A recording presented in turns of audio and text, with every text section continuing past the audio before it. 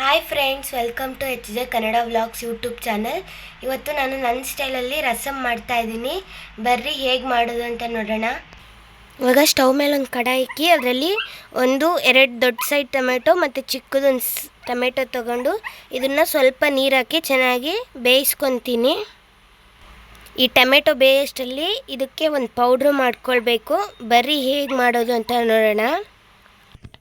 ಇವಾಗ ಒಂದು ಜಾರಲ್ಲಿ ಸ್ವಲ್ಪ ಜೀರಿಗೆ, ಸ್ವಲ್ಪ ಮೆಣಸು, 3 ಒಣಮೆಣ್ಸಿನ್ಕಾಯಿ ಹಾಕಿ ಇದನ್ನು ಚೆನ್ನಾಗಿ ಪೌಡ್ರು ಮಾಡ್ಕೊಳ್ಳೋಣ. ಇವಾಗ ಆ ಪೌಡ್ರ್ ಜೊತೆ ಸ್ವಲ್ಪ ಬೆಳ್ಳುಳ್ಳಿ ಮತ್ತು ಸ್ವಲ್ಪ ಕರ್ಬೇವಿನ ಸೊಪ್ಪು ಹಾಕಿ ನುಣ್ಣಗೆ ರುಬ್ಕೊಳ್ಳೋಣ.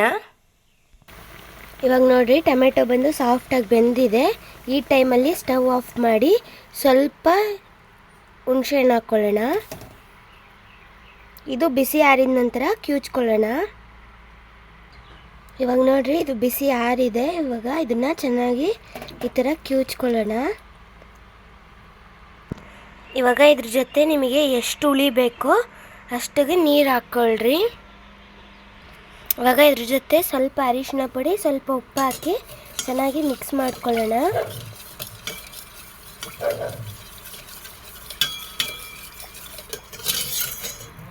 ಇವಾಗ ಸ್ಟವ್ ಮೇಲೆ ಒಂದು ಕಡಾಯಿ ಇಟ್ಕೊಳ್ಳೋಣ. ಕಡಾಯಿಯಲ್ಲಿ ಸ್ವಲ್ಪ ಎಣ್ಣೆ ಹಾಕಿ, ಎಣ್ಣೆ ಕಾದ ನಂತರ ಸ್ವಲ್ಪ ಸಾಸಿವೆ ಹಾಕ್ಕೊಳ್ಳೋಣ.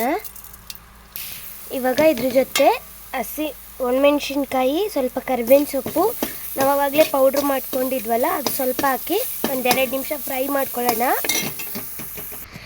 ಇವಾಗ ಇದ್ರ ಜೊತೆ ನಾವು ಟೊಮೆಟೊಣ್ಣು ಮತ್ತು ಹುಣಸೆಹಣ್ಣು ಹಾಕಿ ಕಿವುಚಿಟ್ಕೊಂಡಿದ್ವಲ್ಲ ಅದನ್ನು ಸೇರಿಸಿ ರುಚಿಗೆ ತಕ್ಕಷ್ಟು ಉಪ್ಪು ಹಾಕಿ ಚೆನ್ನಾಗಿ ಕುದಿಯೋಕ್ಕೆ ಬಿಡೋಣ. ಇದನ್ನು ಒಂದು 5 ನಿಮಿಷ ಕುದೀಲಿ. ಇವಾಗ ನೋಡಿರಿ, ರಸಮ್ ಬಂದು ಚೆನ್ನಾಗಿ ಕುದಿದಿದೆ. ಇದನ್ನು ಬೇರೆ ಒಂದು ಪಾತ್ರೆಯಲ್ಲಿ ಚೇಂಜ್ ಮಾಡಿ ಇಟ್ಕೊಳ್ಳೋಣ. ಇವಾಗ ನೋಡಿ, ಟೇಸ್ಟಿಯಾದ ರಸಮ್ ಬಂದು ರೆಡಿಯಾಗಿದೆ. ನೀವು ಒಮ್ಮೆ ಥರ ಟ್ರೈ ಮಾಡಿ ನೋಡಿ, ಸೂಪರಾಗಿರುತ್ತೆ. ಈ ವಿಡಿಯೋ ನಿಮಗೆ ಇಷ್ಟ ಆಗಿದೆ ಲೈಕ್ ಮಾಡಿ, ಶೇರ್ ಮಾಡಿ, ಕಮೆಂಟ್ ಮಾಡಿ, ಸಬ್ಸ್ಕ್ರೈಬ್ ಮಾಡಿ, ಬೆಲ್ ಐಕನ್ನು ಕ್ಲಿಕ್ ಮಾಡಿ. Thanks for watching. ಬಾಯ್.